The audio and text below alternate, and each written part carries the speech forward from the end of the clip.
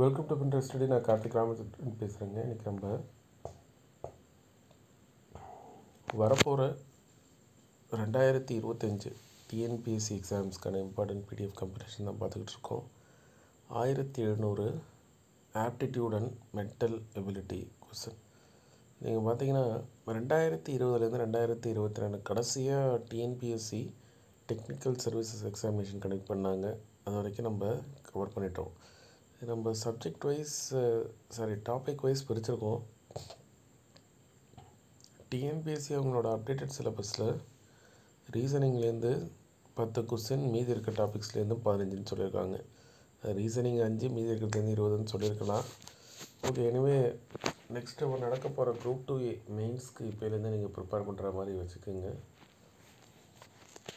சரிங்களா? அதை நீங்கள் பாருங்கள். ரீசனிங்கோட டாப்பிக்கை பொறுத்த வரைக்கும் அந்த டைஸு ப்ளஸ் அந்த நம்பர் சீரியஸ், இது ரெண்டு மட்டும்தான் நமக்கு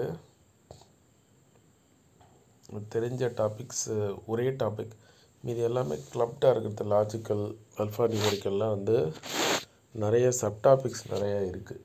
அதனால் நீங்கள் குரூப் 2A மெயின் சிலபஸில் ஒரு தான் படிக்கணும், வேறு வழியில். சரிங்களா? Group 2A main syllabus for reasoning. So reasoning நீங்கள் கண்டிப்பாக தனியாக ப்ரிப்பேர் பண்ணி தான் ஆகணும், அது மாதிரி கிடையாது. அதை நீங்கள் பார்த்துக்கோங்க. சரிங்களா? இது பார்த்தீங்கன்னா 2 மீடியம் ஆஃப் ஸ்டூடெண்ட்ஸும் ப்ரிப்பேர் பண்ணுற மாதிரி தான் இருக்கும். அது சால்வ் பண்ணி வச்சுருக்கிறதுனால உங்களுக்கு ஈஸியாக இருக்கும். நீங்கள் என்ன பண்ணுங்கள், ரீசனிங்க்கு நான் சொன்ன மாதிரி ஏதாவது கைடு ஃபாலோ பண்ணிக்கோங்க.